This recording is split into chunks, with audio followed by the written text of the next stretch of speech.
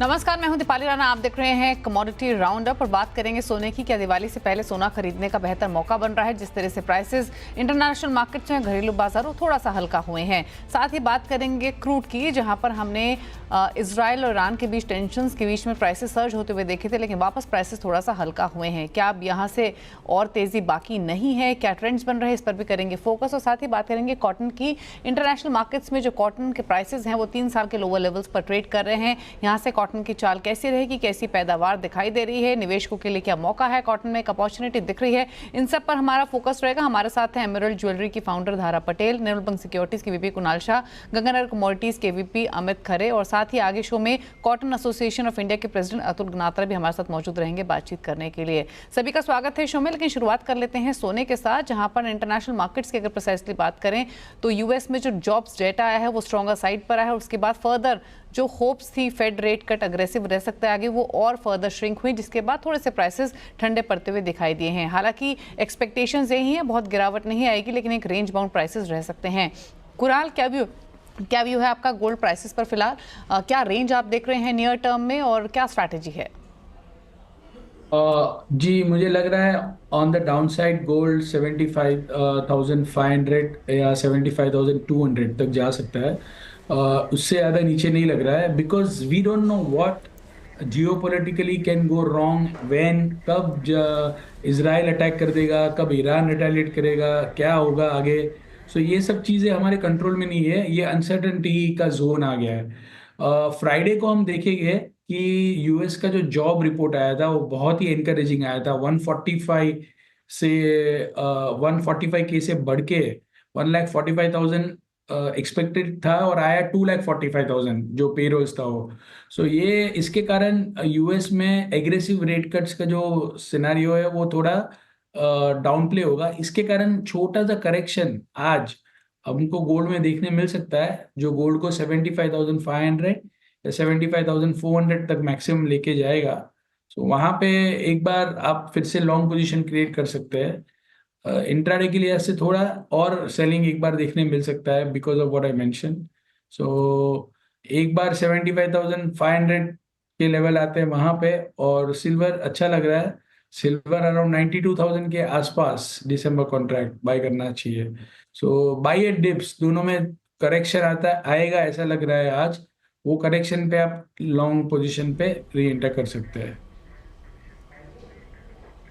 Okay, तो यहाँ से प्राइसेस थोड़ा सा हल्का हो सकते हैं गोल्ड के। सिल्वर पर कन्विक्शन ज़्यादा है खरीदारी का। धारा पटेल भी हमारे साथ मौजूद है, उनसे डिमांड पर तो व्यू लेंगे, लेकिन पहले क्विकली धारा, प्राइसेस पर अगर आप कुछ कमेंट करना चाहें। इनफैक्ट हाल फिलहाल में जो भी चर्चा हमारी गोल्ड प्राइसेस को लेकर हुई है, एक कन्विक्शन ये ज़रूर बना है कि यहाँ से प्राइसेस बहुत ज़्यादा नीचे नहीं जाएंगे, थोड़ा बहुत नीचे आ सकते हैं, जो कि एक मौका रहेगा एंटर करने का इन्वेस्टमेंट पर्सपेक्टिव से। फिलहाल क्योंकि दिवाली नज़दीक है, तो प्राइसेस आपको लगता है इन्हीं स्तरों के आसपास स्टेबल रहेंगे? क्या एक्सपेक्ट कर रही हैं?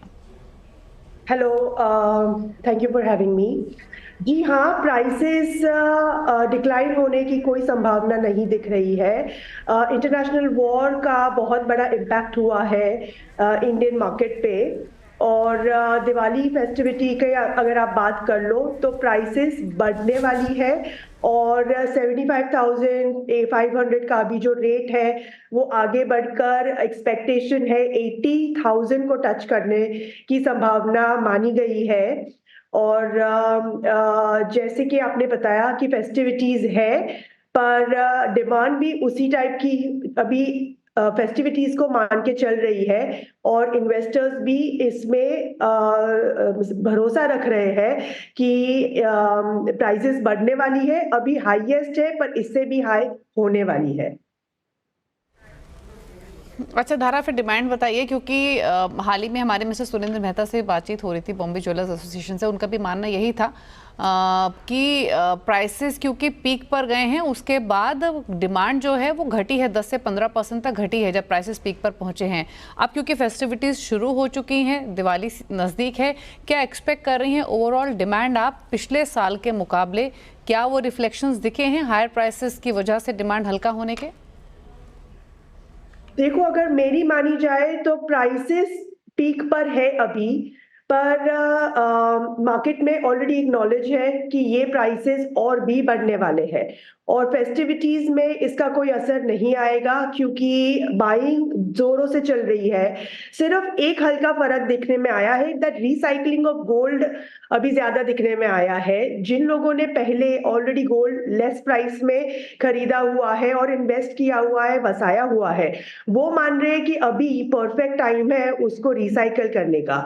अगर उनको खरीदारी करनी है तो ज्यादा से ज्यादा 90% ऑफ हमारे जो क्लाइंट्स हैं वो आकर रिसाइकलिंग मोड जो पेमेंट है वो प्रेफर करते हैं, ओल्ड गोल्ड देकर न्यू गोल्ड का डिजाइन प्रेफर करते हैं ताकि उनका जो फेस्टिवल पीरियड है, अगर उनके घर में कोई शादी माहौल का सेलिब्रेशन है तो वो सेलिब्रेशन को वो कंप्लीट करना चाहते हैं, न्यू डिजाइन लेना चाहते हैं और अच्छे से उनका पूरा वेडिंग कंप्लीट हो जाए, वही को ध्यान में रखते हुए पुराना गोल्ड देकर नया गोल्ड और नई डिजाइन को बसाना चाहते हैं। ये कॉमन थिंकिंग अभी सभी क्लाइंट्स में आ रही है।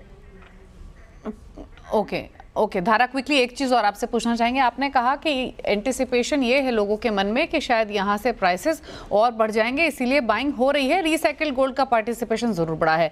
दो चीज़ें यहाँ से क्विकली आपसे पूछना चाहेंगे। अगर हम पिछले साल के मुकाबले कंपेयर करें, पिछले साल दिवाली सीजन की तुलना करें, फिलहाल की इंक्वायरीज देखते हुए क्या एक्सपेक्ट कर रही हैं? पिछले साल जितनी ग्रोथ रहेगी या थोड़ा बहुत कम रह सकती है? और दूसरा ये fresh gold buying plus recycle buying का रेशियो क्या है फिलहाल? हाँ जी, सो फर्स्ट ऑफ ऑल अगर आप कंपेयर करते हो पिछले साल को और ये साल को, इंक्वायरीज में कोई फर्क नहीं है। इंक्वायरीज अभी भी वही लेवल का है, बट जैसे जैसे वेडिंग सीजन पास में आएगा, जैसे जैसे बाइंग स्टार्ट होगी, तब थोड़ा सा 10% जैसा डिफरेंस शायद पता चल रही दैट लास्ट ईयर शायद बाइंग ज्यादा थी और इस साल थोड़ी कम है। बट ओवरऑल फेस्टिविटी का पूरा जो माहौल है बहुत जोरों से बना हुआ है अभी मार्केट में, and we are experiencing a very very positive footfall at our end. और दूसरा आप बता रहे हो कि कैसे रिसाइकलिंग या न्यू गोल्ड का डिफरेंस आया है, तो डेफिनेटली आई वुड से कि पुराने गोल्ड को रिसाइकलिंग करने का फर्स्ट प्रायोरिटी है हमारे क्लाइंट्स का। जैसे कि मैंने बताया, जिन लोगों ने 25,000, 3,000 और 35,000 पे गोल्ड खरीदा था उनको आज 100% ग्रोथ दिख रहा है। तो इससे बेटर चांस है ही नहीं कोई भी इंडस्ट्री में जहां पे आपको इतना ग्रोथ मिले। ओके, चलिए, थैंक यू धारा इनसाइट्स शेयर करने के लिए। फिलहाल क्या ट्रेंड्स दिखाई दे रहे हैं और कैसी डिमांड आगे से यहाँ जाते हुए एक्सपेक्ट कर रही हैं? Thank you so much. Quickly Amit Khare से एक सिल्वर पर भी राय ले लेते हैं। गोल्ड पर तो बातचीत हुई ही। इनफैक्ट अमित, गोल्ड सिल्वर दोनों ही अगर ट्रेडिंग पर्सपेक्टिव से बात करें तो कहाँ कन्विक्शन है, और अगर थोड़ा लॉन्गर टर्म पर्सपेक्टिव से देख रहे हैं इन्वेस्टमेंट के हिसाब से, तो आप किसके साथ जाना चाहेंगे? नमस्कार दीपाली जी, बिल्कुल मैं ट्रेंड के फेवर में ही जाना चाहूंगा। जिस तरीके से अभी ग्लोबल अनसर्टेनिटी चल रही है वो फेवर में है, साथ ही त्योहारी सीजन अपने आप स्टार्ट हो चुका है। प्राइस हल्के से करेक्ट हुए हैं, ज्यादा तो नहीं फिर भी, लेकिन अब जो डिमांड निकल के आएगी वो प्राइसेस को वापस फिर से ऊपर की तरफ लेके जाएगी। गोल्ड दिसंबर वाइडा 75,900 के लिहाज से, ट्रेडिंग के लिहाज से खरीदारी करना चाहिए ट्रेडर्स को। इंट्राडे का टारगेट मेरे को लगता है 76,400 रुपए का रखना चाहिए और नीचे में स्टॉप लॉस 75,600 रुपए का रहेगा। सिल्वर की अगर मैं बात करूं तो 92,400 रुपए के आसपास दिसंबर वायदा में खरीदारी करके चलनी चाहिए। 92,000 रुपए के नीचे का स्टॉप लॉस फॉलो करके चलें। ऊपर में 93,500 तक के टारगेट सिल्वर में भी 1 से 2 दिनों में देखने को मिल सकते हैं। अब बात इन्वेस्टमेंट के लिहाज से अगर करें तो इन्वेस्टमेंट के लिहाज से अगर मैं देखूं तो मेरे को लग रहा है दिसंबर एंड तक गोल्ड में लगभग 77,000 के आसपास का और चांदी में लगभग 97 तक के आसपास का मोमेंटम देखने को मिल सकता है। जी दीपाली।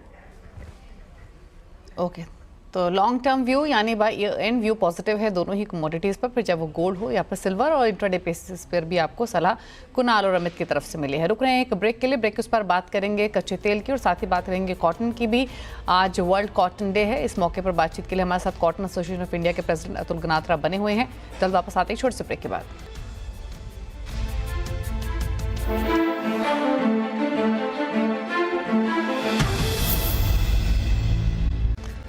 आप देख रहे हैं कमोडिटी राउंडअप। और इंटरनेशनल मार्केट में कॉटन के दाम 3 महीने के निचले स्तरों पर पहुंच गए हैं। ये दबाव MCDX और साथ ही MCX पर भी देखने को मिला है। देश में कॉटन की बुआई कैसी है, कितना उत्पादन होने की उम्मीद है, और साथ ही आज वर्ल्ड कॉटन डे भी है, तो इसी मौके पर बातचीत करने के लिए हमारे साथ है कॉटन एसोसिएशन ऑफ इंडिया के प्रेसिडेंट अतुल गनात्रा। अतुल जी नमस्कार, स्वागत है आपका। तो प्राइसेस पर तो बाद में बात करेंगे, हालांकि हमने देखा है कि इंटरनेशनल मार्केट्स में प्राइसेस 3 इयर्स के लोज पर ट्रेड हो रहे हैं और डोमेस्टिक मार्केट में भी हमने इसीलिए प्रेशर देखा है। लेकिन सबसे पहले अगर हम पैदावार या बुआई की बात करें तो वो कैसी नज़र आ रही है पिछले साल के कंपैरिजन में, क्योंकि हमने अब से कुछ महीने पहले के भी जो ट्रेंड्स देखे थे, जो ओवरऑल कॉटन कल्टिवेशन थी वो एक्सपेक्टेड यही है कि थोड़ी सी लोअर साइड पर रह सकती है, लोअर यील्ड्स रह सकती हैं। किस तरीके की स्थिति है फिलहाल? जी, गुड मॉर्निंग दीपाली जी।